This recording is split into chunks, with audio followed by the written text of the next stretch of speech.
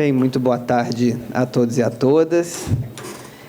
Para aqueles que não me conhecem, meu nome é Eric Scapim, sou juiz aqui do Tribunal de Justiça do Rio de Janeiro, com muito gosto, muito prazer, porque eu fui juiz em outros 2 estados, no Rio Grande do Sul e São Paulo.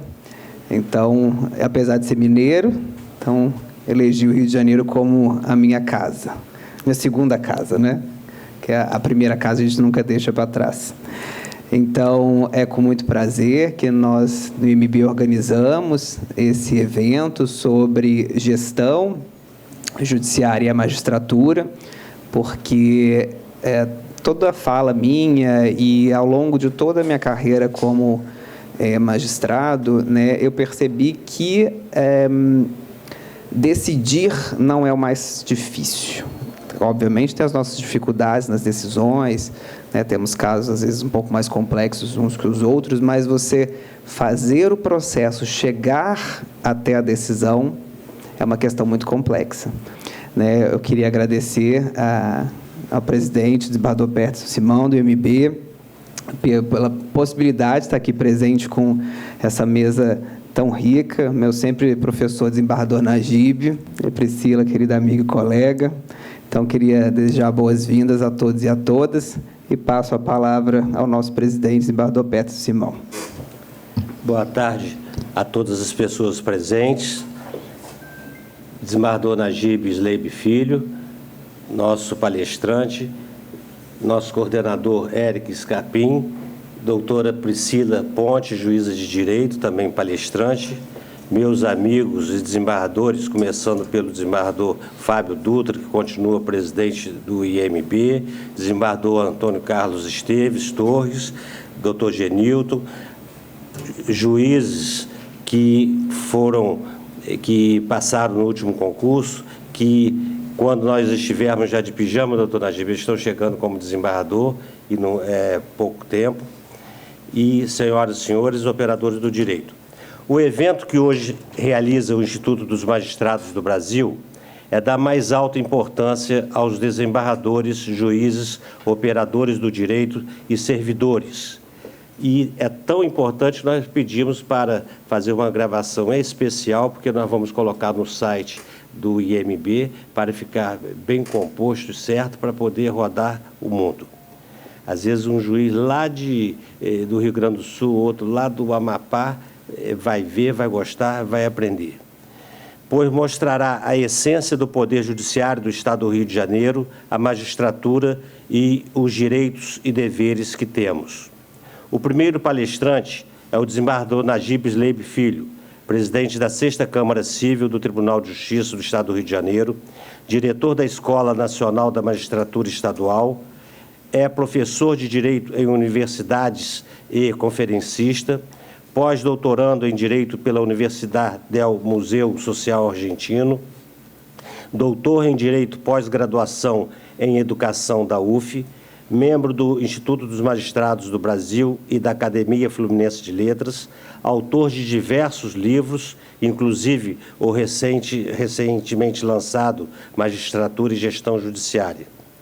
Muito melhor do que todos esses títulos é a experiência profissional do nosso palestrante, doutor Najib, contando com cerca de 40 anos na magistratura fluminense, além de ter sido promotor de justiça.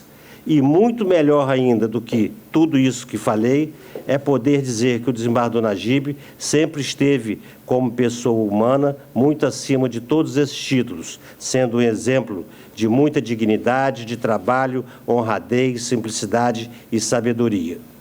Também temos aqui nossa palestrante, a juíza de Direito Priscila Fernandes, que eu já sei que é um sucesso, Priscila Fernandes Miranda Botelho da Ponte, especial conhecedora do tema hoje tratado e que nos orgulha com sua presença. E, por fim, quero destacar a colaboração muito importante do juiz de direito, doutor Eric Scapim, que tanto tem fortalecido e apoiado o Instituto dos Magistrados do Brasil. Com a palavra, então, o nosso primeiro palestrante. Bom, vocês não estranhem o carinho do Peterson comigo, que nós também fazemos parte de outra instituição cultural, a Academia Fluminense de Letras. E ele sempre fala bem, e que a gente tinha combinado, e eu acho que ele esqueceu, então eu vou fazer uma pequena alusão ao que é o IMB. O Instituto dos Magistrados do Brasil é uma instituição cultural. Nós existimos graças a Dom Pedro II. Ele tinha 20 e poucos anos, na década de 1840, e ele trouxe lá da França essa ideia dos instituições para o aspecto cultural. E todos nós fizemos parte de uma grande instituição cultural, que foi a mãe, o pai da Ordem dos Advogados do Brasil. A Ordem dos Advogados é corporativa, mas o IAB hoje, que fazia o papel de OAB até 1935, a instituição cultural, que, aliás, nós também fazemos parte. Mas é uma coisa interessante, porque o desembargador Peterson, quando chegou agora, a presidente do IMB, ele insistiu, inclusive com o nosso instituidor, o desembargador Fábio Dutra, para a gente enfatizar o aspecto cultural da magistratura. O desembargador Fábio Dutra deixou no IMB a Academia Brasileira de Letras da Magistratura e deixou a Escola Nacional de Ensino do IMB, tá certo? E ele fez a gentileza de designar diretor. E para compensar, para eu não ficar sozinho, ele também integra o núcleo dirigente da escola.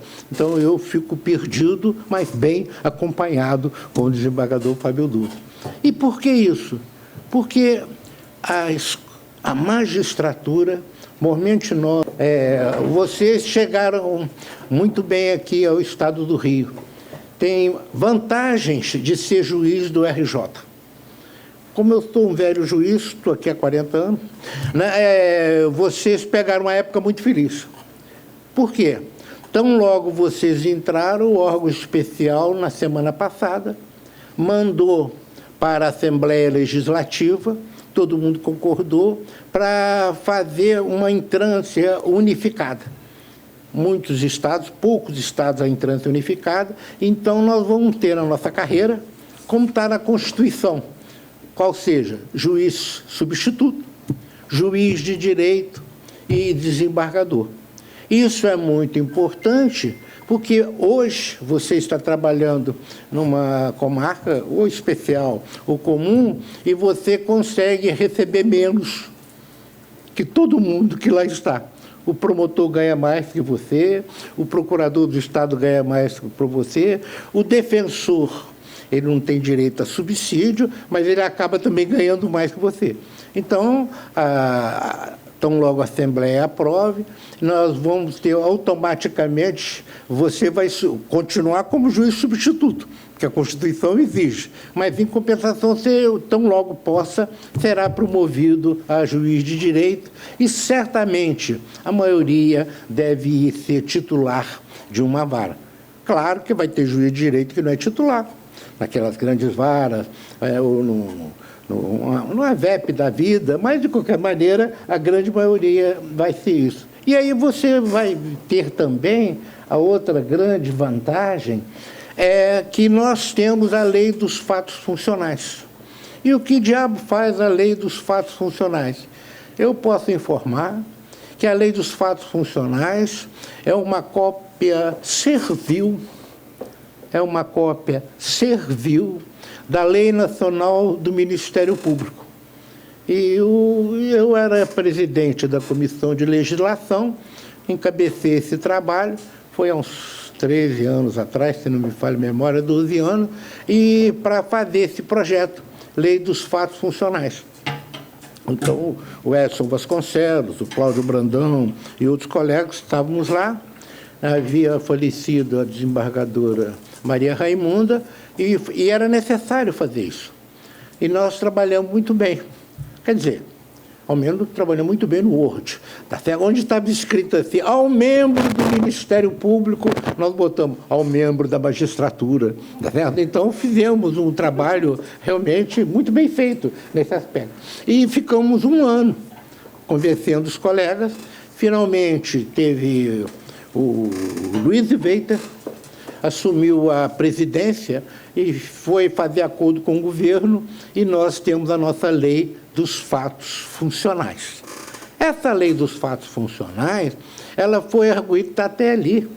O ilustre ministro do Supremo foi o único que disse que era inconstitucional. Por que ele disse que era inconstitucional? Não, porque o artigo 93 da Constituição diz que a lei da magistratura tem que ser proposta pelo Supremo Tribunal Federal. E, enquanto não entrar a lei da magistratura, deve-se obedecer a Loman, de 1979. E a Loman é muito restrita nas vantagens. Sequer acompanha a Constituição, porque a Constituição foi posterior. Agora, o nosso querido ministro Luiz Fux, em primeiro lugar no nosso concurso, né? Nosso colega na academia, né? Também. E ele, então, pediu vista. E pediu vista por uma necessidade prática. Por quê? O Ministério Público, hoje tem 21 mil membros do Ministério Público, hoje a magistratura não chega a 16 mil membros, mas nós atuamos em todas as comarcas, ou acumulando, ou seja o que for, mas nós atuamos em todas as comarcas. E resultado, nós não tínhamos ali possibilidade de ficar numa situação completamente diminuindo os nossos exercícios de direito. E o Peterson se recorda disso, tinha colega que dizia que nem os direitos que a Constituição assegura, do 39 para qualquer coisa, né, ia para magistrado porque não estava escrito na Loman. Então, a Loman tinha muito prestígio nesse aspecto. Mas eu não quero falar mal da Loman, mas isso significa o quê? A adoção da lei dos fatos funcionais foi, inclusive, feita pelo próprio Conselho Nacional de Justiça. Várias decisões nesse aspecto. Então, recebemos os novos colegas com essas boas notícias. Uma que vocês produziram, né? Vocês entraram, ajudou tanto, que já tem até a lei a unificação das entrâncias. A outra, a lei dos fatos funcionais, que te dá um tratamento igualitário. Mas igualitário a quem? Não só ao Ministério Público, mas por extensão administrativa, aos advogados públicos e a outros cargos e funções existentes na administração. Nós, juízes, estamos vinculados aos 6% que a Lei de Responsabilidade Fiscal fala, 6% da arrecadação tributária. O Ministério Público tem direito a 2% da arrecadação tributária. A Assembleia, o Poder Legislativo, outros 2% ou 3%. Mas o fato é o seguinte, nós ficamos presos aos limites orçamentários, enquanto advogados públicos e outras funções não obedecem a isso. Agora, dessa forma, vem nos facilitar o tratamento. A outra questão que vocês podem comemorar, faço favor de passar mais uma vez, né, o fato é o seguinte, qual é a nossa importância? Então, o Pacto Internacional de Direitos Civis e Políticos, de 1966, é, digamos assim, o breviário do capitalismo. Para o capitalismo poder se desenvolver, para poderem fazer os acordos, vender, essa coisa toda, são necessárias garantias ditas liberais para que as pessoas tenham essa facilidade. Então, isso que faz o Pacto Internacional de Direitos Civis e Políticos, de 1966, que muitas vezes ele até país comunista assina. Por que ele assina? Ele é forçado a assinar para poder receber capital, receber investimento e vai por aí afora. E não tem 200 e tantas assinaturas, mas tem certamente 190 e tantas assinaturas no Pacto Internacional de Direitos Civis e Políticos. E esse pacto é tipicamente liberal. Liberal em que sentido? De assegurar as liberdades. Para nós, a nossa instituição é liberal, é muito importante tê-lo, porque diz o artigo 14 do Pacto: todas as pessoas são iguais perante os tribunais e as cortes de justiça. Todas as pessoas são iguais perante os tribunais e as cortes de justiça. Toda pessoa terá o direito de ser ouvida publicamente e com as devidas garantias por um tribunal competente, por lei, independente e imparcial. Um tribunal competente, independente e imparcial, estabelecido por lei, na apuração de qualquer acusação de caráter penal formulada contra si ou contra ela, ou na determinação de seus direitos e obrigações de caráter civil.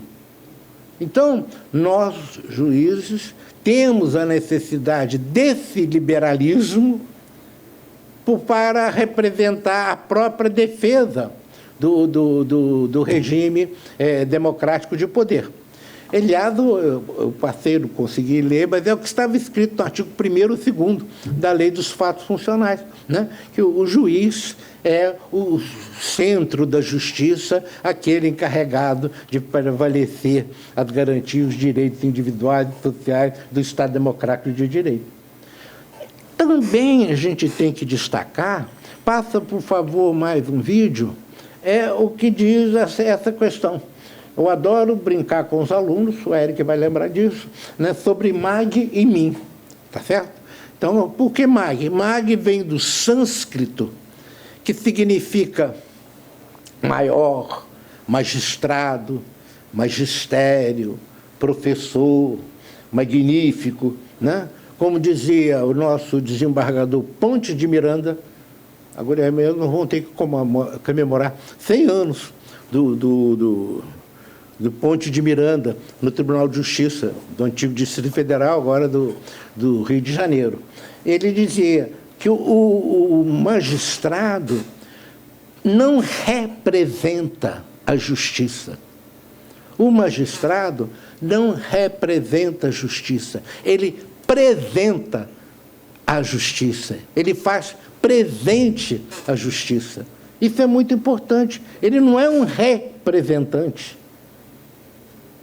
Ele é um que apresenta a justiça. O antônimo de mag é min. Min significa menos, menor, né? Nós vamos ver no artigo 37, administração pública, né? Vamos ver, por exemplo, Ministério Público. É uma mera função, só um que prestou atenção na minha piada horrorosa. Mas e olha que eu fui promotor 6 anos, tá certo? Fui promotor 6 anos, era promotor do júri, não sabia nada de penal, mas era muito bom no júri. Eu gostava muito de penal. Bom, então volta. O min é o antônimo de mag, significa menos, menor, representante. Por isso que diz o artigo 37 caput da Constituição: a administração pública, direta e indireta, de qualquer dos poderes da União. A administração pública está em todos os poderes da União, dos Estados, do Distrito Federal, do município. Significa o quê? Nós, juízes, nós não somos agentes administrativos. No concerto com os demais, no concerto com as demais carreiras jurídicas, né, nós somos poder. E somos poder político. Faça o favor de passar mais uma vez. Lá. Desde a Constituição do Império. Para que eu trouxe a Constituição do Império? Aí vocês vão dizer, mas está certo, ele é um desembargador. Desembargador, todo mundo sabe, é um juiz velho, né? Desculpa, é um juiz velho, está certo? E ele vai prestar aqui um depoimento pessoal. Não, eu não vou prestar depoimento, eu não estava vivo naquela época ainda, não existia. Mas olha que interessante, o Dom Pedro, e aqui em Marquês de Maricá, aqueles que fizeram a Constituição Imperial escreveram: o poder judicial é independente. O poder judicial, a mesma palavra que estava lá no Pacto dos Direitos Civis e Políticos, e será composto de juízes e jurados, os quais terão lugar, assim, no cível, como no crime, nos casos e pelo modo que os códigos determinarem. Então, o poder judicial, não falava judiciário, será composto de juízes e jurados. Jurado, ele é escolhido pelo povo, representando o povo, olha, representante do povo para julgar em cada caso. Os jurados pronunciam sobre o fato e os juízes aplicam a lei. Então, ele é independente, juízes e jurados. E continua. Os juízes de direito, para aqueles que passaram muitos anos rodando de vara em vara, o Antônio Carlos está fazendo que sim. Até que não fui, não, por várias razões, até que não, tá certo?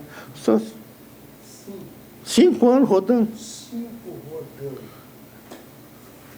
Olha, eu não acho... Eu que me perdoe, Vossa Excelência, eu não tenho pena de Vossa Excelência, não. Porque a Priscila conhece colegas nossos que, para ganhar efetividade, uma vara, titular de vara, demoraram 18 anos.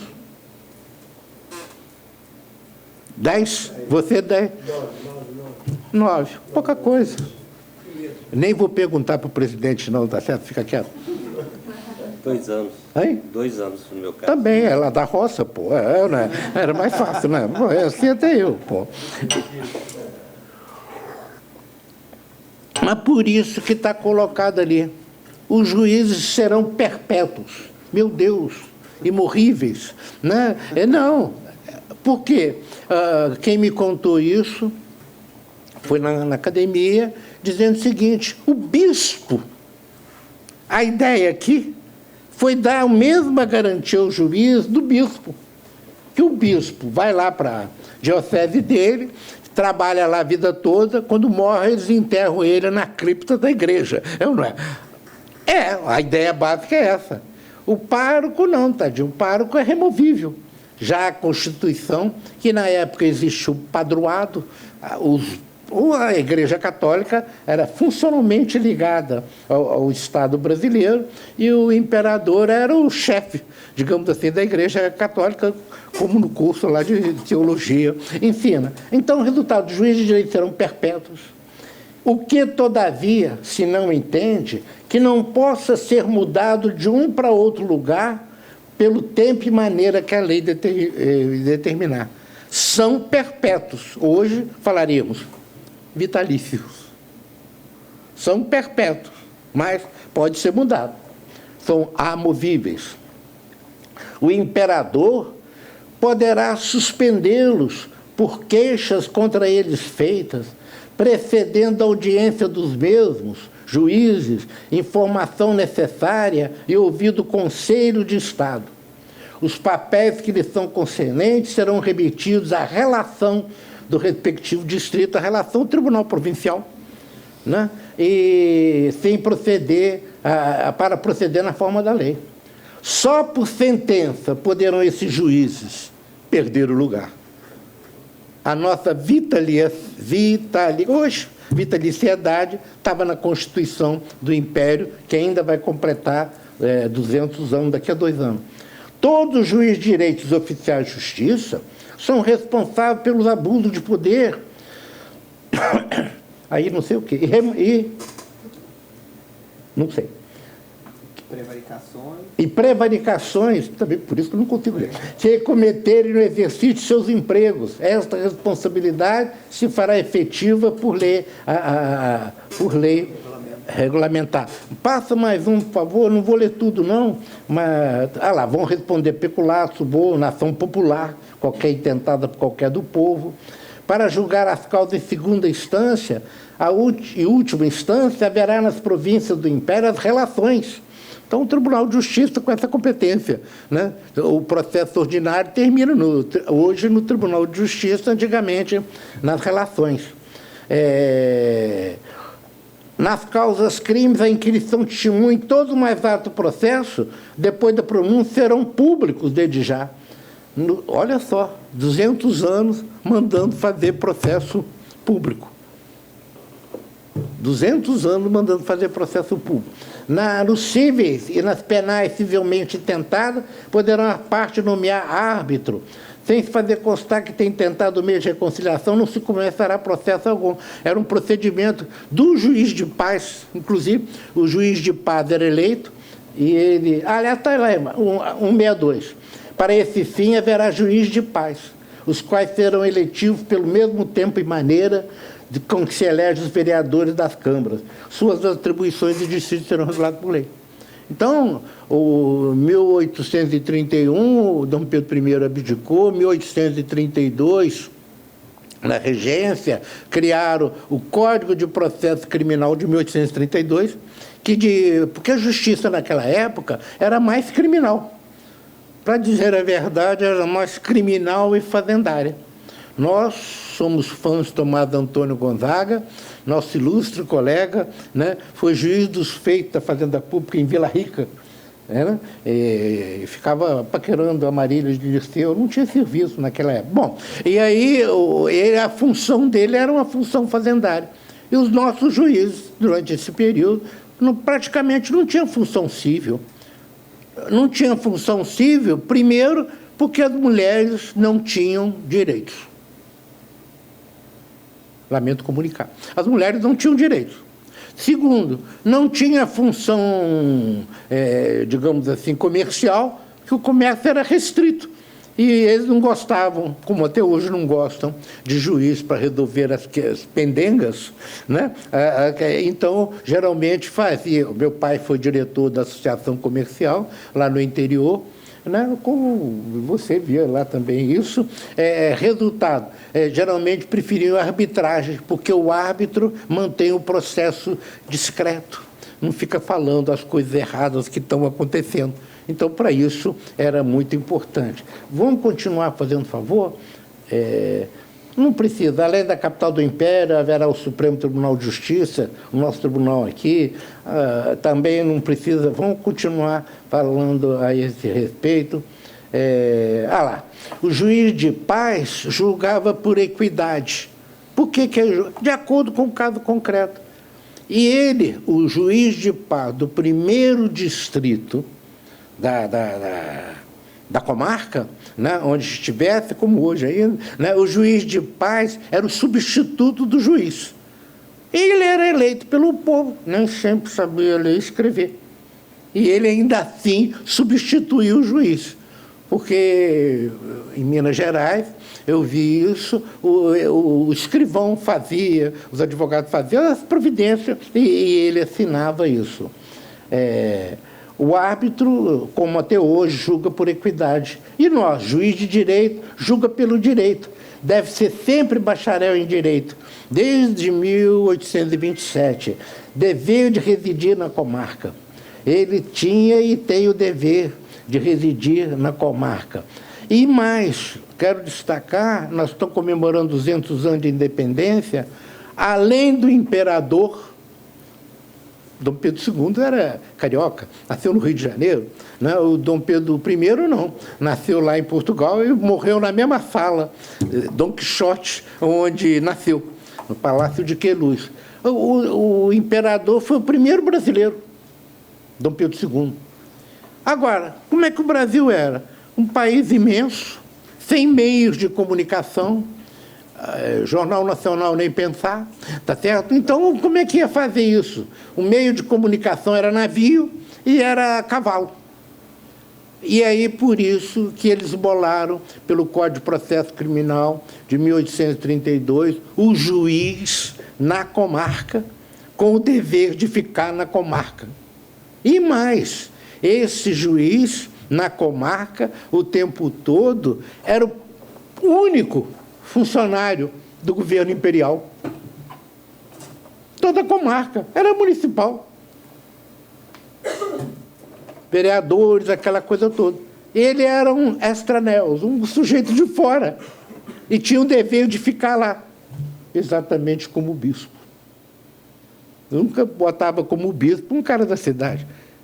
Então, por que isso, essa importância? Vem daí. Depois da guerra do... Aliás, na Guerra do Paraguai, se não me falha a memória, o general Osório falou: sigam-me os que forem brasileiros para atravessar uma ponte. E por que ele falou sigam-me os que forem brasileiros? Porque ninguém até então era brasileiro. Era paulista, era mineiro, era gaúcho. E não venham me dizer que a nossa nacionalidade é recente, porque os coroas, como eu e o Antônio Carlos, nós tivemos a oportunidade de ver a Copa do Mundo de 1970. Eu vi de 50. Você viu de 50 ou não viu? Vi isso. Então ele viu a transmissão lá da maternidade, ele assistiu a televisão. Tá bom. Então, tá bom. Não importa. Então, eu estou querendo dizer o seguinte, o sentimento de nacionalidade é recente. Os Estados-membros eram completamente diferentes. Vocês vieram de Estados, né? Quem foi juiz em São Paulo? Veio para ser juiz aqui no Rio, vê a diferença. E mais ainda, esse sentimento de nacionalidade foi um sentimento cultural. O nosso papel foi de agente cultural. Por que agente cultural? Levava para aquela localidade, perdida lá no mato, no sertão, nos pampas, não sei aonde, a ideia de uma certa estabilidade política, uma ideia de estabilidade das decisões, uma ideia de, com licença pela má palavra, brasilidade. Por isso, quando o general Osório tinha que atravessar a ponte, sigam-me os que forem brasileiros, porque até então eles não tinham visão de Brasil. Eles eram paulistas lutando contra os Paraguai, mineiro e vai por aí afora. E, em decorrência disso, nós ficamos lá depois da Guerra do Paraguai, nós tivemos o direito de ser promovido para os tribunais provinciais, Tribunal de Relação, mas sem direito, quer dizer, na opção, hein? O dinheiro, vou chegar lá. Era promovido, mas o governo era sempre obrigado a seguir isso. No Império, a República Velha era nomeado pelo governo central pelo presidente do Estado, sem concurso, mas com dever de residir na comarca. Dependendo que as leis poderiam ser removidas de comarca, mas não poderiam ser demitidos sem processo judicial. Chega 1932, vem o nosso grande momento, e também para o Ministério Público, criar o concurso público. E criar o concurso público por quê? Justamente para escolher juiz e promotor fora do âmbito do poder local. Por quê? Juiz e promotor começaram a tomar conta do processo eleitoral.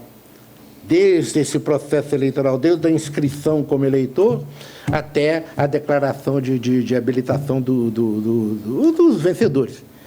Faça o favor de passar, senão eu vou ser expulso daqui. Então, no Império, o caráter nacional da justiça e do magistrado. No Império, nós somos nacionais como imperador. Na República Velha, é uma regulação estadual. Regulamentação constitucional a partir da Constituição de 34. Lei Orgânica da Magistratura Nacional. Eu sou tão velho que se fala até hoje que a LOMAN é o Código Penal da Magistratura, porque cada estado tinha essa regulamentação. Cada estado tinha sua regulamentação. Conselho Nacional de Justiça, que é a emenda constitucional 45, e aí aquela questão, a nossa justiça nacional é única, embora com competências próprias. Quase todo dia acontece isso na Câmara. Olha, nós somos incompetentes. tem que mandar para o Tribunal Regional Federal. Todo mundo acontece isso, né? Vai mandar para o Tribunal do Trabalho, aquelas questões. Então vão caçar a decisão liminar, não é isso? Sempre alguém fala, vamos caçar a decisão liminar, a tutela antecipada. E os mais velhinhos dizem, não, fica, o outro lá faz o que quiser. Mas o outro não pode fazer isso. Pode, a justiça é única. Então, faça favor de continuar. Aquela grande questão que interessa a todo mundo, rapidamente, é o seguinte, o subsídio. Eu sei que ninguém gosta de comentar sobre isso, mas eu gosto, tá certo? Meu nome é Najib, né? Eu gosto de comentar sobre essa questão. Eu sou da época que a Associação de Magistrados, o Emílio Carmo, o Renato Manés, que falavam que juiz só se interessa por promoção e por, hoje, subsídio. Claro que o nosso Estado aqui não faz promoção nas instâncias inferiores, e eu tenho certeza que é culpa do doutor Eric. Eu estudei profundamente esse tema e a culpa é dele.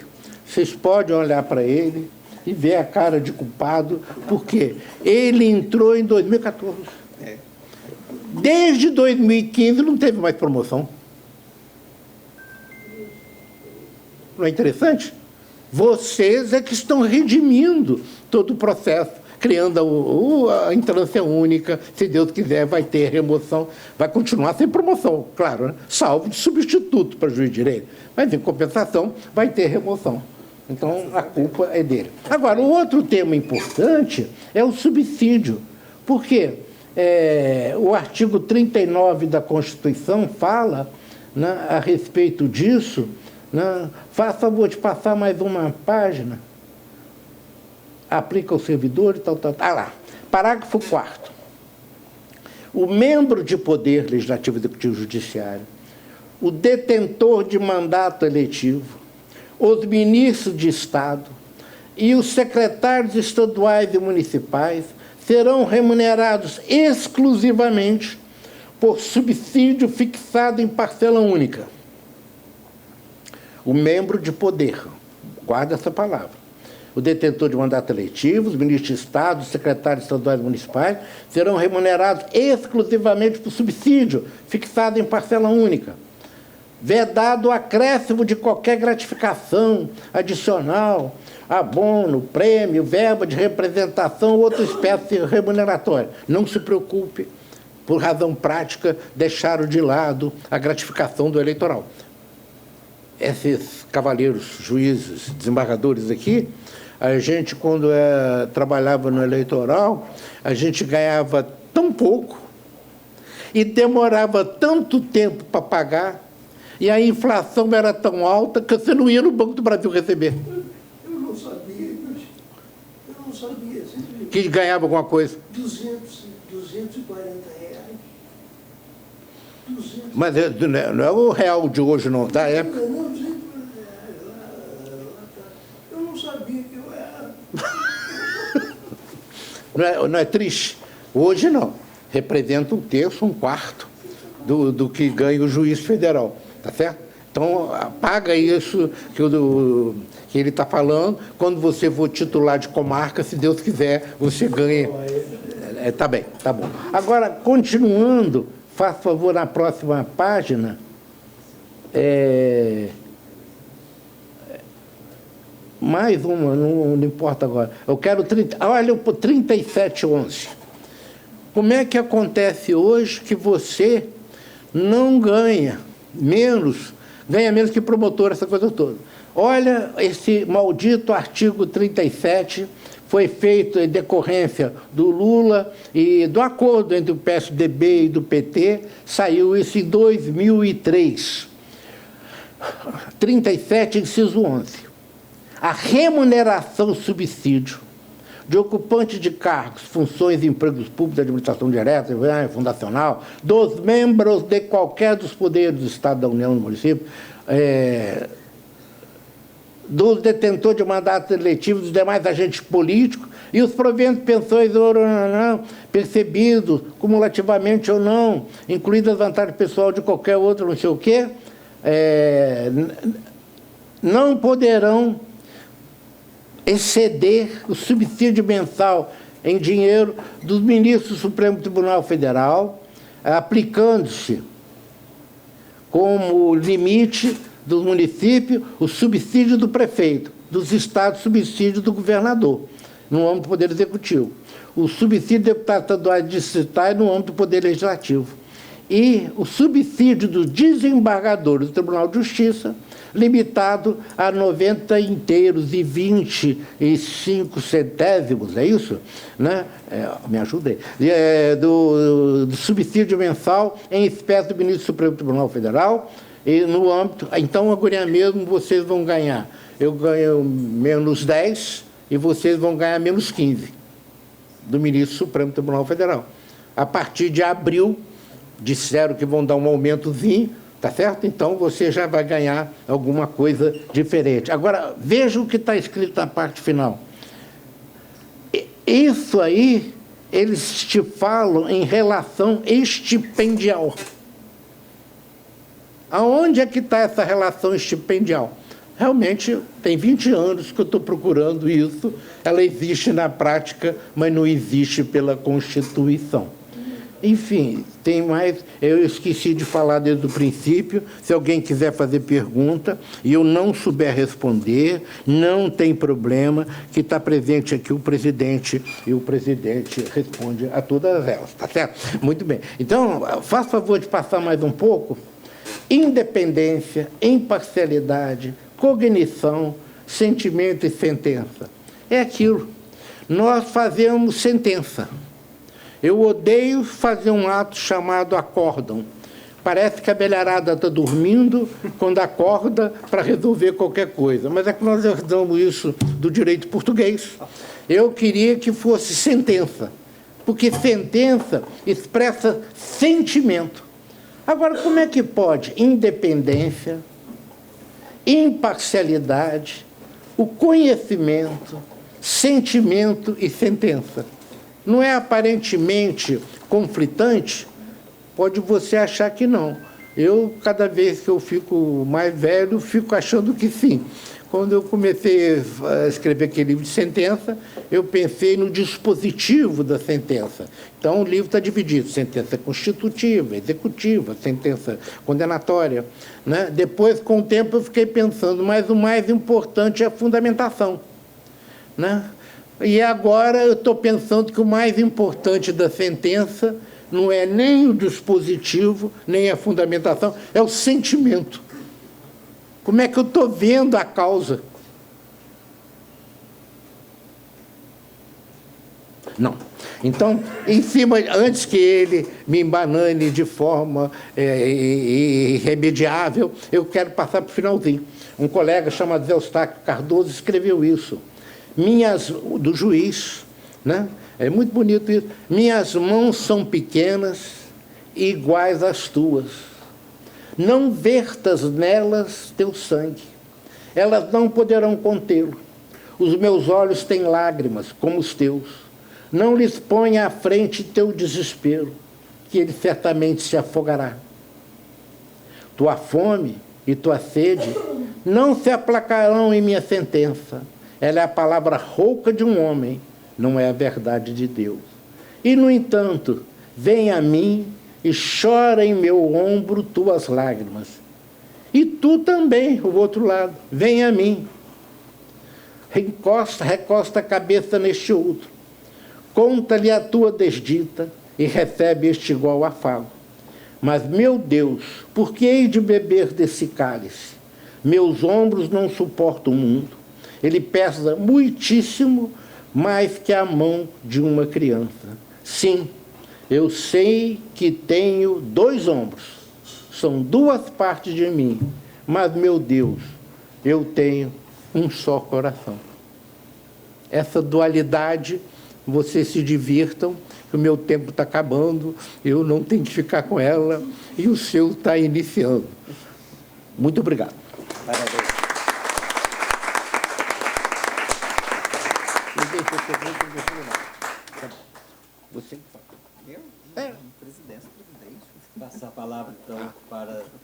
nossa juíza, doutora Priscila Ponte.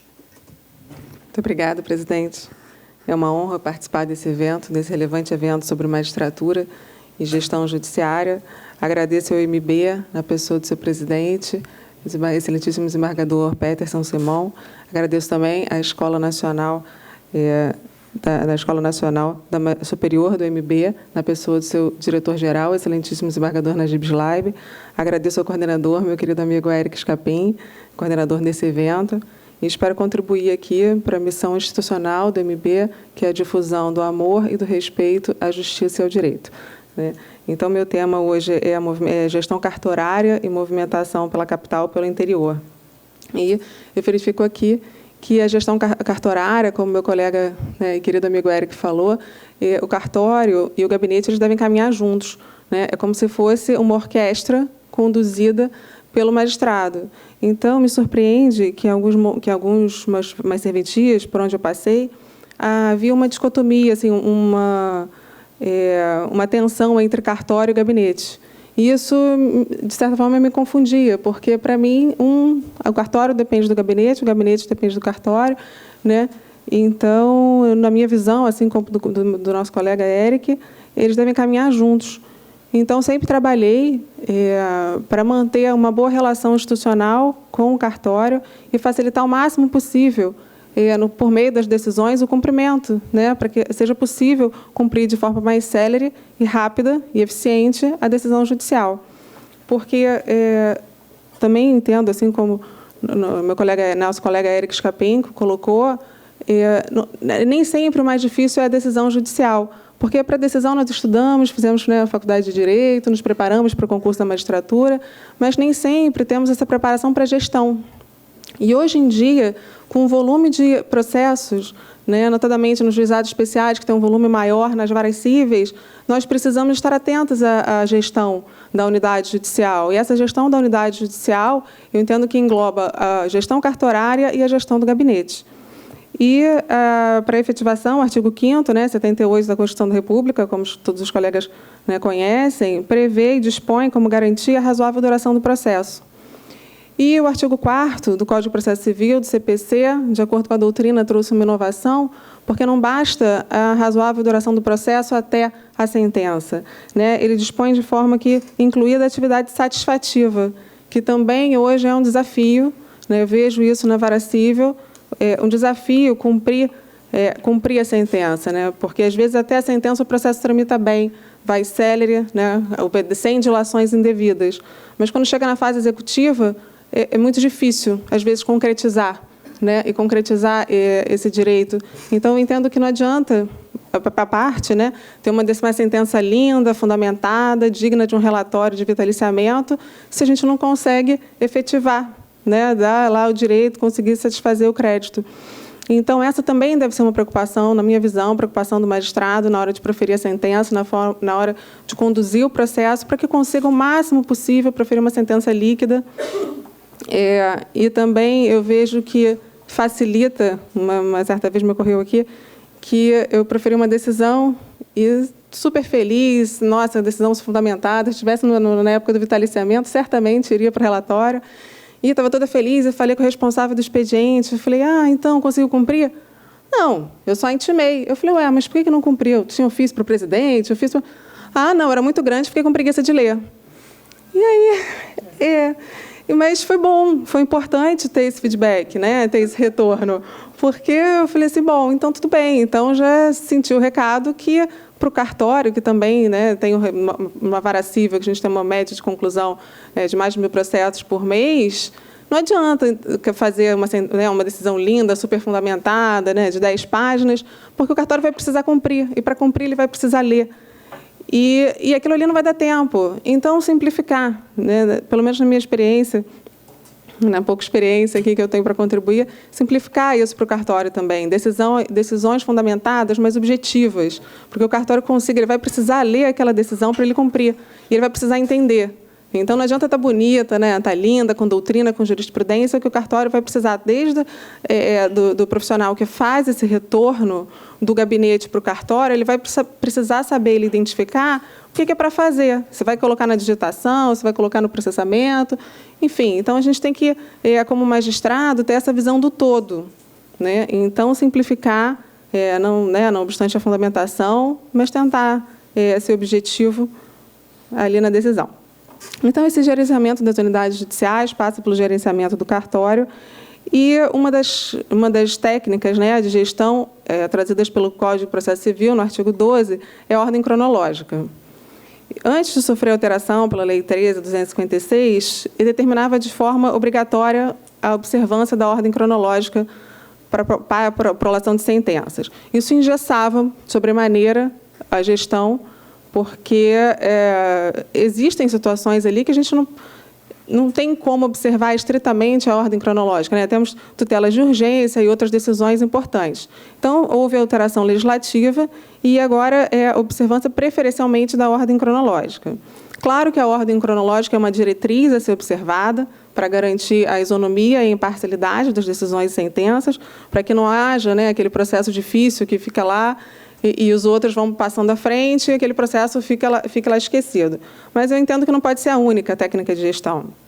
É importante, quando o magistrado assume a vara, e isso vai acontecer com os colegas do último concurso, que essa designação saia, às vezes, no final do mês, entre o dia 27 e 28 de cada mês, não tem muito tempo hábil, né, para se preparar, para assumir. E é importante que, assim que o magistrado seja designado, obviamente peça esse acesso à informática, isso não é automático, é necessário que haja esse pedido para o magistrado, esse acesso para o magistrado, para os secretários e servidores que vão atuar. E assim que o magistrado receber esse extraia do sistema o relatório de indicadores de acompanhamento do TJ. Isso é de fundamental importância, porque nesse relatório os senhores vão ter o acervo da serventia e podem se preparar com um acervo de 7.000 processos, 4.000 processos, vão conseguir visualizar o número de conclusões, a distribuição dessa vara, conseguem identificar a média de sentenças proferidas, a média de sentenças expurgadas, que são as sentenças que contam efetivamente para a meta. Então, a par desse relatório, os senhores conseguem fazer um raio-x da vara, identificar onde é que estão esses gargalos, e, além do relatório, ir lá visualizar os locais virtuais, porque são os locais virtuais que os processos estão distribuídos. E ali os senhores conseguem ter uma noção de qual é a dificuldade da vara. Porque, às vezes, na digitação do mandado de pagamento, é possível verificar a data, né, do primeiro processo que está lá, às vezes com 60 dias, com 30 dias, às vezes de digitação comum, a conclusão, a petição juntada, qual é a data mais antiga da petição juntada. E aí os senhores conseguem ali definir as metas e prioridades daquele mês, né, porque a gente... Aqui no Tribunal de Justiça temos essa peculiaridade. São Paulo, às vezes, as movimentações já vinham por mais meses. Aqui a movimentação sai mensalmente. Então, ainda que a vara esteja vaga, é importante que os senhores se preparem para começar e encerrar o mês, né, dentro do mês, porque pode ser que os senhores permaneçam. Quando eu fui designada, por exemplo, para Itaguaí, a vara estava vaga, mas era sempre uma atenção mensal, né? Se no mês seguinte eu iria continuar naquele local. Então, é importante que se programem e se organizem para terminar a conclusão. Claro que não vai conseguir, às vezes não consegue terminar, zerar a conclusão, mas observar aquele prazo de 30 dias que a Corregedoria orienta, né, para que nenhum processo fique concluído por mais tempo que 30 dias, e se organizem dessa forma, né, para começar... Olha, então eu tenho uma conclusão aqui, a média de 1.000 processos. Então, tenho que me organizar aqui com o meu gabinete, como é que eu vou distribuir esses 1.000 processos. Porque, em regra, o magistrado titular, quando sai de férias, ele deveria deixar 2 servidores no cartório, se o gabinete dele é composto por 4 magistrados, por 4 servidores. Então, ele sai com 2 e 2 permanecem. Nem sempre é a realidade que a gente encontra, porque, às vezes, tem um servidor de férias, um servidor de licença. Então, de posse desse relatório, os senhores conseguem chegar na serventia de uma outra forma, né, com conhecimento, porque a gente não sabe como é a gestão daquela vara, se a gente confia naquele chefe de serventia. Normalmente podemos confiar, né, no chefe de serventia, mas quando ele tem, o chefe de serventia verifica que os senhores estão conhecendo, fizeram essa pesquisa antes da vara, te olham de uma forma diferente, né? E os senhores conseguem dizer, não, eu quero diminuir essa fila do mandado de pagamento. Não tem como eu conseguir trabalhar com um mandado de pagamento com 60 dias, né? Que é uma coisa que demanda, que tem muito atendimento dos advogados, porque às vezes demoram 10 anos para conseguir receber e aí fica ali o mandado de pagamento naquela fila. Então, tirando esse raio-x, né, da vara, com esses relatórios, os senhores conseguem identificar as maiores dificuldades e conseguem se orientar.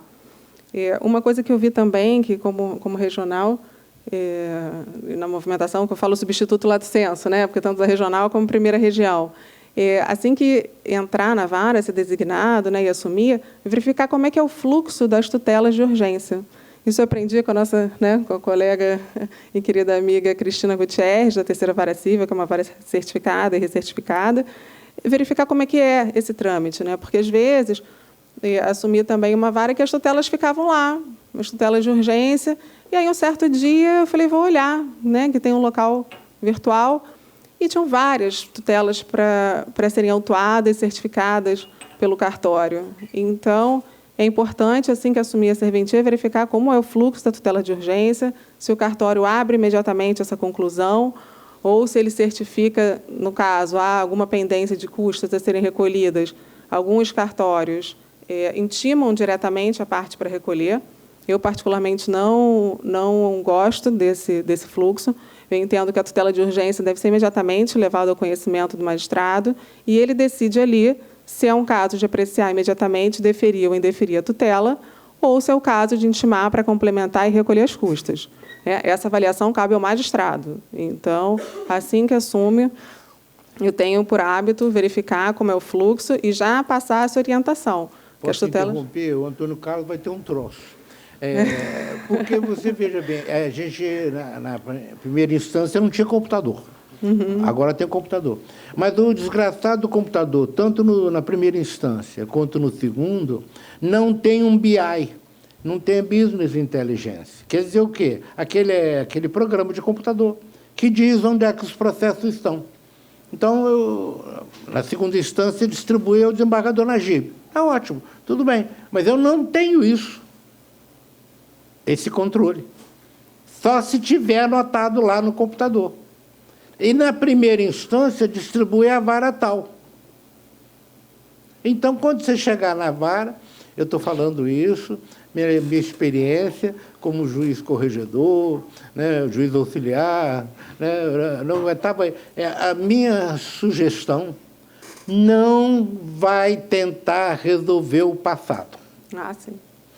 Tudo do passado que te derem, você pede, ou tem que estar no computador, a partir do dia tal, ou você pede uma certidão, que a gente pedia escandalosamente uma certidão. Sim. Muito bem. E guardava a certidão. Sei lá o que vai fazer com a certidão, mas vara tal, já está guardada. Tá. Agora, a outra coisa, eu recomendo para o nosso Estado e para todos, você é juiz. Então, você tem que ver, tem que despachar o que é urgente todos os dias. É mais importante ver o que é urgente do que botar o processo em dia. Eu sou juiz do órgão especial há uns 10 anos, mais ou menos. Nunca vi processo contra o juiz porque demorou a sentença 3 anos, 4 anos. Incrível que pareça. Eu vi um monte de processo por causa das cautelares. E como todo mundo é da casa, todo mundo aqui é da casa, né? Mesmo os advogados presidente é da casa, uma recomendação de juiz velho. Pega os processos que te aborrecem, decide logo de plano, de preferência indeferindo. Sim, sim. Esses processos mais complexos, né, que são distribuídos. Porque o cara prepara o processo 3 anos. Chega com ele na segunda-feira, tem que despachar. Como é que você vai fazer? Eu sei que você é muito bom, mas não é Deus ainda, tá certo? Se não tiver uma boa fundamentação para indeferir, indefere por falta dos seus pressupostos legais. Pô, o desembargador civil. Porque para mim é a mesma coisa. Para você é a mesma coisa. Sim. Tá bom, desculpa. Não, fica à vontade, desembargador, é uma honra. Então, essa é a importância, justamente, das tutelas de urgência e também, ainda que haja declínio, né? Ainda que verifique, nesse caso, em alguns casos que seria caso de declínio, não é caso de competência, eu sempre analiso se tem uma tutela de urgência, se há um pedido de tutela de urgência, para apreciar, e aí, se for o caso, eu declino em seguida, né? Porque esse declínio não é rápido. Em alguns casos, demora no mínimo 5 dias para efetivar esse declínio de competência. Se for uma tutela de saúde, um concurso público, alguma outra coisa, provavelmente não vai dar tempo. E soube, desembargador, não sei se não sei como resolver essa questão ainda, que o nosso PJE não se comunica com o PJE de outros estados. Então, a parte do declínio ainda está uma incógnita como isso vai se efetivar, o declínio do PJE. Então, quando tem essa tutela de urgência, eu sempre aprecio também antes de declinar. Quando for urgente, né? Quando é um caso que não dê para esperar. Né? Você declina... Sim. Aí a informática... Você é um agente político. Sim. E os outros são agentes administrativos. Virem-se. Sim. Então, é só para a questão mesmo da tutela, se for urgente, apreciar antes do declínio. E como técnica, né, além da ordem cronológica, como técnica de gestão processual, de gestão cartorária, tem também a gestão processual, que é importante, o magistrado também não perder de vista. Hoje em dia tem o artigo 191 do Código de Processo Civil, que dispõe sobre a elaboração de calendário processual. Isso facilita muito para o cartório, porque dispensa a necessidade de intimação das partes. Então, é menos um trabalho para o cartório, não há necessidade de intimar. Os prazos agora, em dias úteis, dificultam e atrasam um pouco o processo, né, a conclusão do processo. E, além disso, temos os 10 dias da intimação eletrônica. O seu já está contando o prazo só para dia útil? Como? Não, o nosso não. Não, o nosso prazo é em dia corrido. Né? O nosso é corrido. Dos advogados, sim. Sétimo dia, o diabo que for. Nosso prazo é de 30 dias, né, de conclusão também em dias corridos, mas do advogado de dias úteis, além do prazo de 10 dias da intimação eletrônica. Então, um prazo de 5 dias, na verdade, no mínimo 15. Né? Então, esse gerenciamento do prazo é importante. Essa formação de calendário processual facilita. Eu passei numa vara criminal, que achei muito interessante a experiência, uma vara criminal bem enxuta, com acervo reduzido, e o magistrado sentenciava a maioria dos processos em audiência. Isso facilitava muito, porque as partes já saem intimadas da sentença, já indagava sobre a eventual recurso, já recebia o recurso e já abriu prazo para as razões. Então, isso para o cartório era uma facilidade, assim, diminuía muito a digitação, que para uma vara é uma dificuldade. Nós temos hoje que trabalhar com a racionalização de recursos econômicos e principalmente de recursos humanos. O que o magistrado puder fazer para racionalizar e diminuir o número de intimações, digitação de mandado, isso ajuda muito. Então, essa elaboração de calendário processual que veio nessa inovação do CPC, acredito que seja muito bem-vinda e que deva ser utilizada. Às vezes, utilizo nas audiências, quando tem a colheita de depoimento e as partes pedem prazo para manifestações finais por escrito, e já tento fazer esse calendário, que as partes já saem intimadas da data, da apresentação das razões, né, das contrarrazões, enfim, isso tem facilitado bastante. E, além da técnica da ordem cronológica, eu vejo aqui que, lá na vara civil, às vezes, quando a vara tem um acervo muito enxuto, eu sinto uma dificuldade de processos aptos à sentença. Então, às vezes, temos que procurar processos para sentenciar. Isso parece assim, né, um paradoxo, falando, não tem processo para sentença, mas dificulta.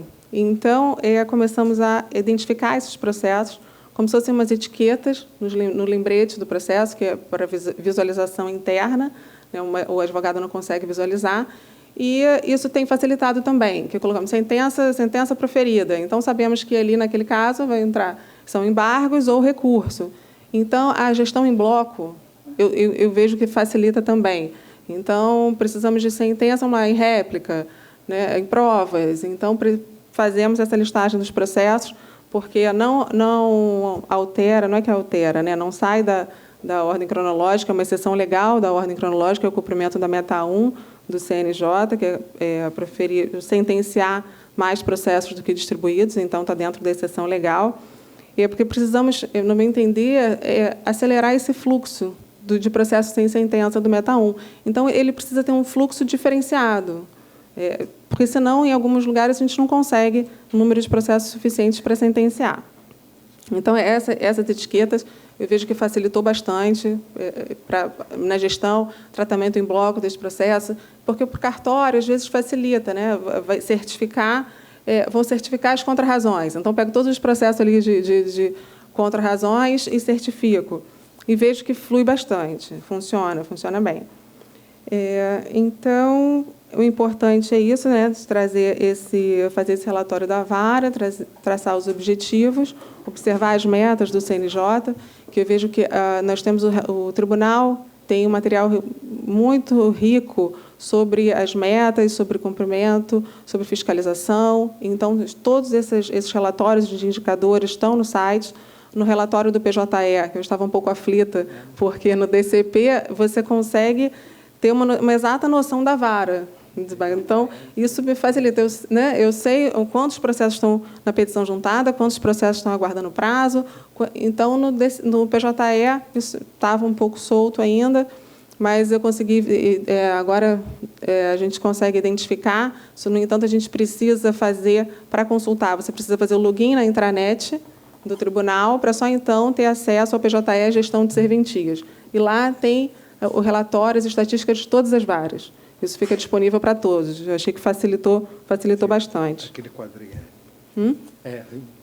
Então, assim, a gente consegue ter uma visão boa ali, porque não tem como você gerir a vara se não tiver o conhecimento daquela vara, né?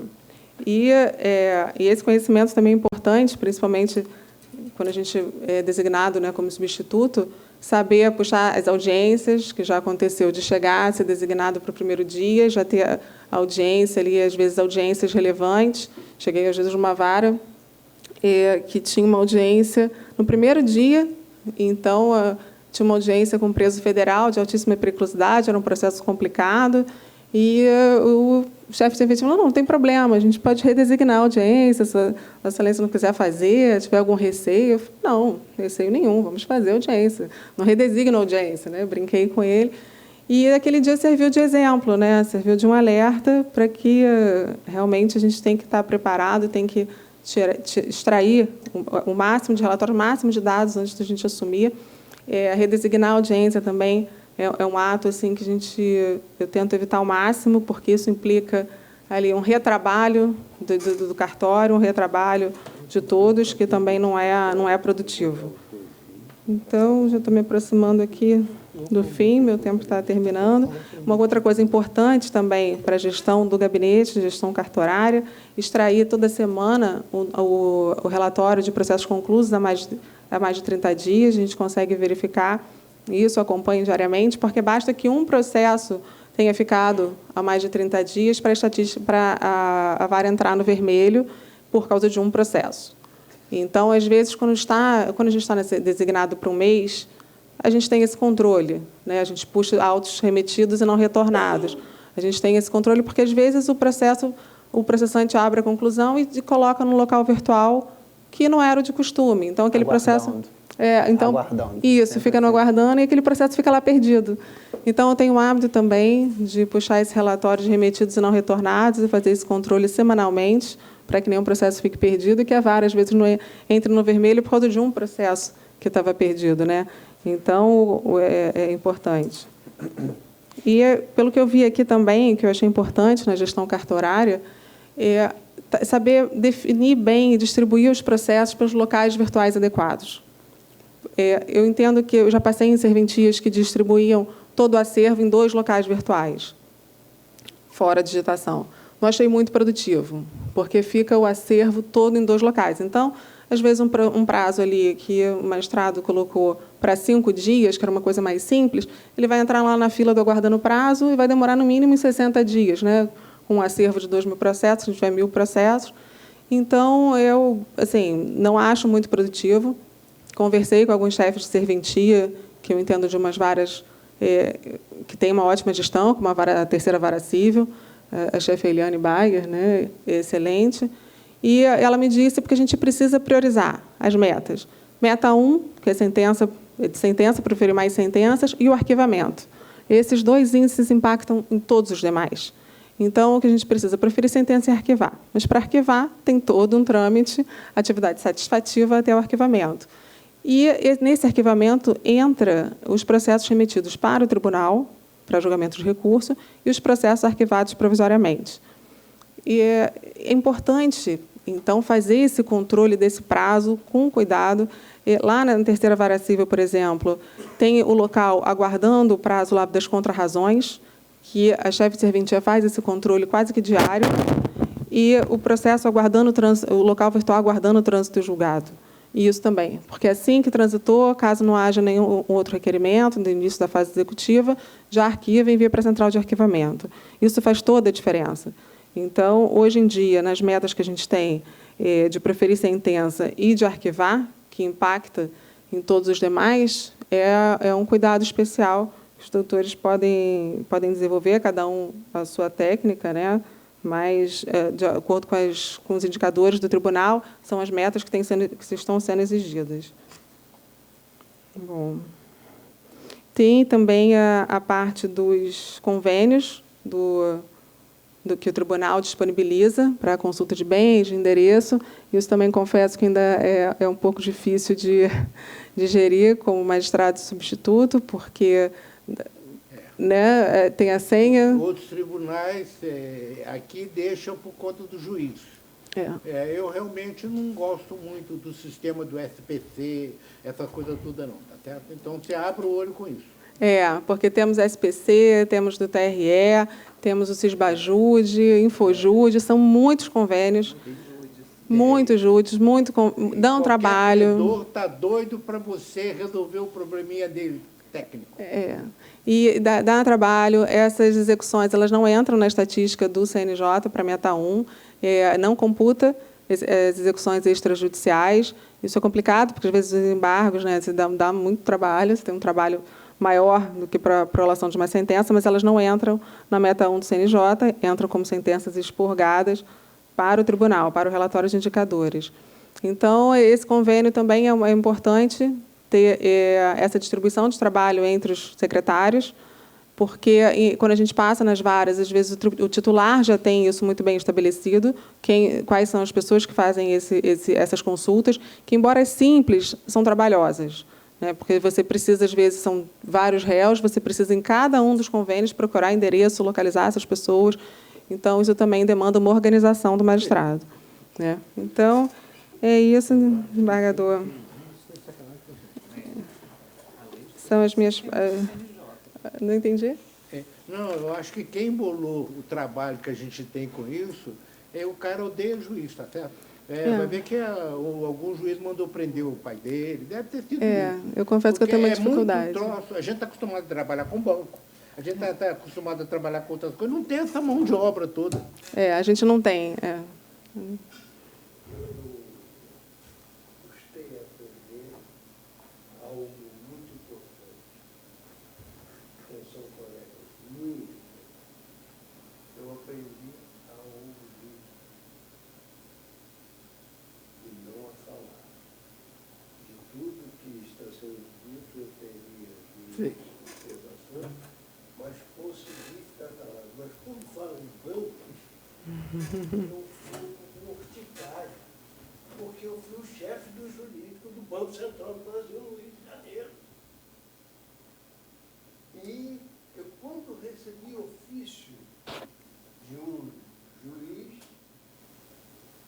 eu tinha vontade de chorar. Eu ficava olhando e... porque... Agora tem o artigo 139, inciso 4 do CPC. Diz que o juiz pode fazer qualquer coisa. Isso, qualquer. É o que está escrito lá. É julgamento por equidade. Foi uma derrota da qual eu nunca mais vou esquecer, porque eu digo, olha, eu sou um órgão do Poder Executivo, e o juiz perguntava, qual é a conta? Ele falou, não, eu não sou banco, eu sou uma autarquia. Meu Deus do céu. E eu, com toda desculpa à mesa, senhor presidente, o prometo não falar, prometo ouvir, embora para essas situações em que a gente tem a experiência e não a transmite, isso é uma traição. Muito bem. Isso é uma traição, porque eu vi isso nascer, e eu fui contra. A tal senha, ela foi uma derrota, mas aí eu já era juiz. E eu confesso que ainda assim, a inteligência artificial, ela nem é inteligência, nem é artificial. Cuidado com isso. Eu prometo não interromper. Ele tem razão. Eu, lá na minha Câmara, eu não deixo, inclusive os colegas, mandarem fazer aquela... Notifique-se para fazer isso sob pena de multa de R$200, de R$2.000 por dia. Não faça isso. Desde que saiu esse bendito Código de Processo Civil, tem esse artigo 139, que diz que o juiz pode fazer qualquer coisa para cumprir um monte de coisa. Tá? Esse artigo 139, inciso 4. Então, quando você mandar intimar o cara, você está intimado para fazer isso sob as penas do 139, inciso 4. Aí vem sempre um advogado, mas, Excelência, qual pena Vossa Excelência vai aplicar? Exatamente. Então, logo você descumpra, eu digo qual. Entendeu? Se você bota lá um valor, não, tá muito caro, está muito menos. Eu trabalhei muito tempo de fazenda pública e negócio de remédio. O cara ficar fazendo conta do remédio. Se eu mandar trazer o remédio com tantos reais e ficar fazendo as contas. Se pagar tanto, dá isso, tanto aquilo, tá certo? Não. Desculpa, doutora. Imagina, desembargador. Então, são essas minhas considerações e o último tópico aqui é estar atento sempre à correição ordinária, que o tribunal faz uma vez ao ano, a corregedoria, né? Então, está sempre atento aqui aos indicadores utilizados nessa correição ordinária, para que os senhores já trabalhem durante o mês ou durante o ano com observância desses indicadores, mas sem perder de vista que o objetivo maior não é o cumprimento de meta, né? Isso aí a gente tem que cumprir, a corregedoria, o tribunal, mas é a prestação da jurisdição. Isso nunca pode ficar abaixo, o cumprimento da meta nunca pode se sobrepor ao objetivo maior, que é a prestação jurisdicional de forma adequada e efetiva no menor tempo possível. Então, são essas minhas considerações. Presidente, retorno a palavra e agradeço muito a participação. Obrigada.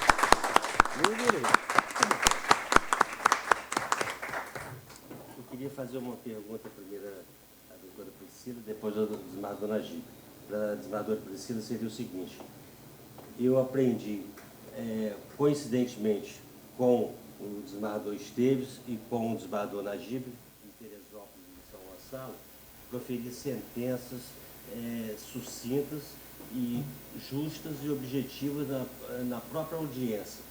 E eu observei que isso tinha até um efeito pedagógico, porque as partes entendiam melhor do que a letra fria depois de 3, 4 páginas. Aí, quando Vossa Excelência falou sobre sentenças objetivas, eu pergunto a Vossa Excelência se seria mais ou menos o que disse o ex-presidente do Tribunal de Justiça do antigo Estado do Rio, Plínio Pinto Coelho, quando ele falou assim: quem escreve muito, geralmente não tem muita razão. Sim. Seria mais ou menos isso. Né? Exatamente, presidente. Acho que não está ligado aqui. E a pergunta para o desembargador Najib, que também é importante para todos os juízes e também é importante para mim. Quando eu era juiz de direito, proferia uma sentença, todo cuidado, e às vezes o tribunal reformava. Voltava, eu colocava, cumpra-se o venerando acordo, não colocava nem ver ponto acordo, eu colocava venerando acordo por extenso e cumpri imediatamente. Mas eu tinha certeza que eu estava mais certo do que os desembargadores. Hoje em dia, somos 5 na Câmara, de vez em quando eu sou voto vencido e às vezes eu tenho certeza absoluta que eu estou certo e sou voto vencido, às vezes até 4-1 e continuo com a mesma convicção, com a mesma certeza.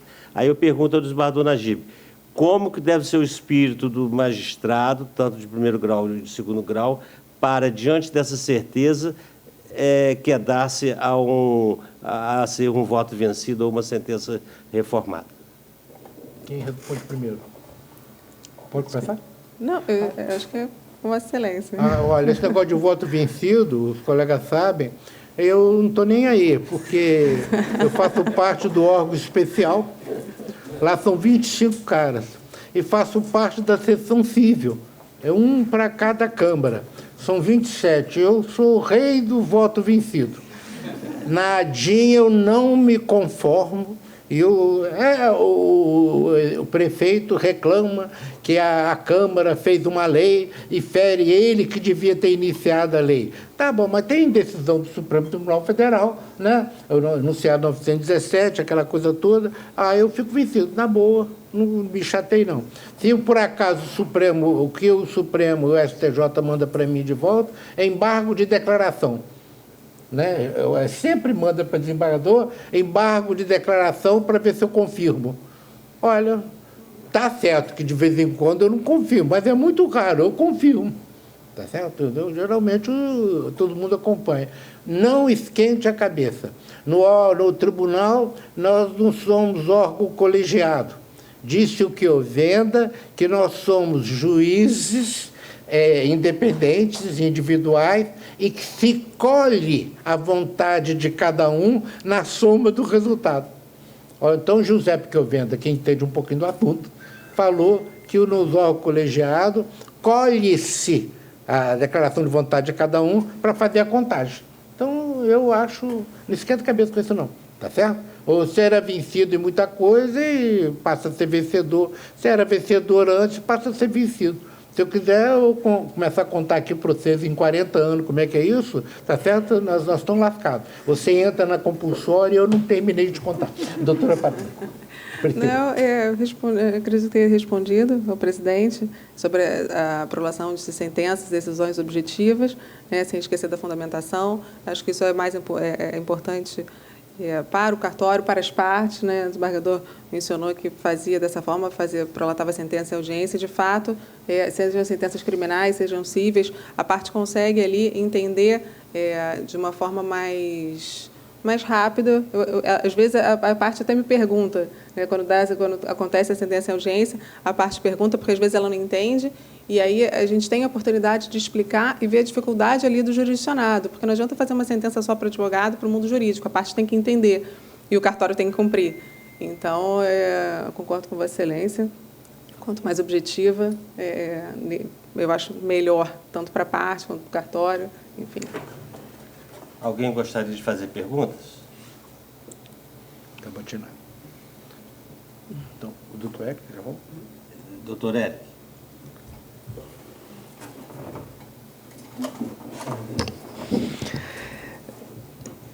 A gente viu aqui, né, pessoal, como a questão da gestão ela é importante. E, assim, uma coisa que nós não aprendemos enquanto nós estudamos para concurso, ou até mesmo no início da carreira, é sobre a gestão.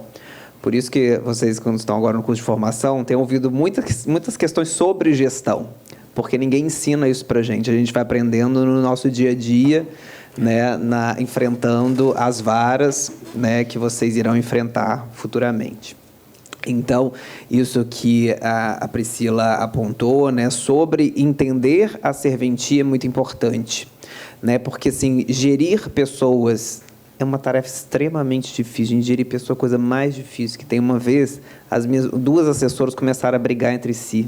Eu tive que botar as 2 para sentar uma na frente da outra, quase fazer lá uma terapia lá de casal entre elas.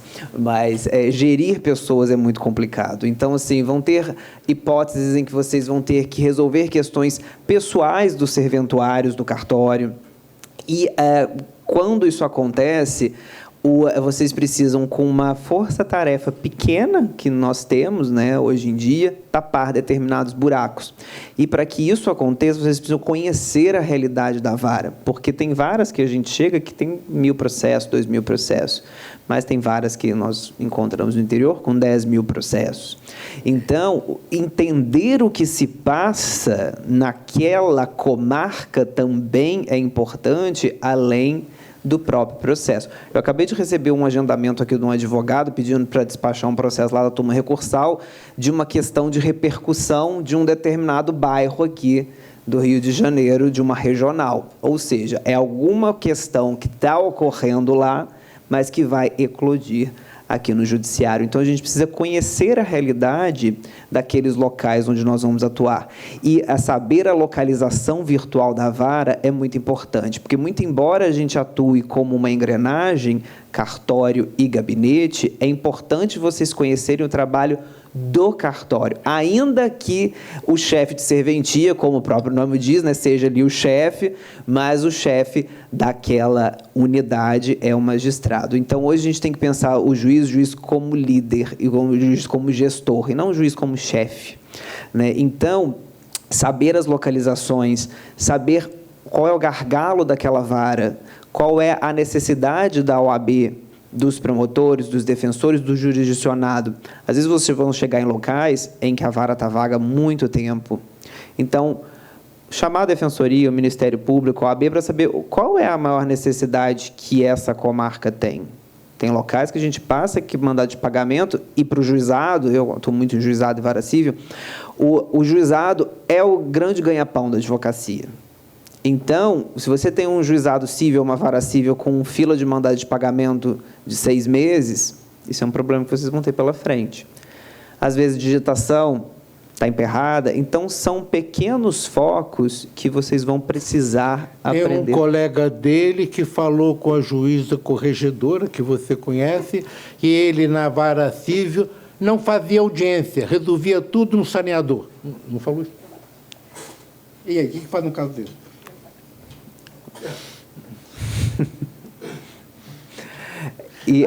É caso de internação.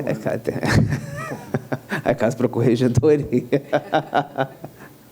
Enfim, então, colegas, a questão da gestão é uma questão que ultrapassa, né, a própria questão decisória em si, né? O artigo 20 do Conselho do Código de Ética da Magistratura fala que o magistrado ele tem que cumprir e velar para que os atos processuais celebrem com a máxima pontualidade e para que seus processos, né, sejam solucionados em um prazo razoável. Mas a decisão, como eu disse no início, né, do nosso evento, muito embora o processo possa ser complexo e tudo, é o menor dos nossos problemas.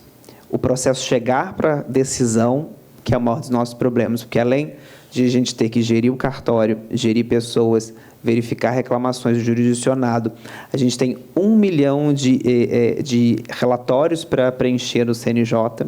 Quem for atuar em vara única vai ter esse tipo de demanda, porque tem cadastro de adoção, cadastro de adolescentes em conflito com a lei, cadastro de pais, cadastro de crianças aptas à adoção, tem cadastro de indisponibilidade de bens. Tem uma série de cadastros que vocês vão precisar preencher, além dos júdes da vida, Infojúde, Renajúde, dentre outros júdes. Então, uma vara bem gerida, ela anda sozinha. Então, vocês vão se deparar com questões complexas, né, com comarcas que têm um histórico de problemas já de natureza, mas eu me coloco aqui à disposição, né, daqui para frente, né, desde antes, para ajudá-los no que for necessário. Tá bem?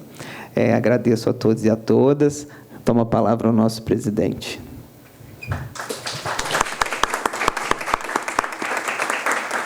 Alguém quer fazer perguntas? O doutor Najib quer presentear aos juízes com um exemplar do livro que ele lançou recentemente. E quem sabe também com outro livro que ele também lançou, que é o livro que eu mais usei na minha vida, chamado Sentença Civil. Sim. Então, esse presente ele quer fazer aqui ao lado e vocês estão convidados para receber esse presente. Então, podemos declarar encerrada a sessão. Muito obrigado pelo comparecimento de todos.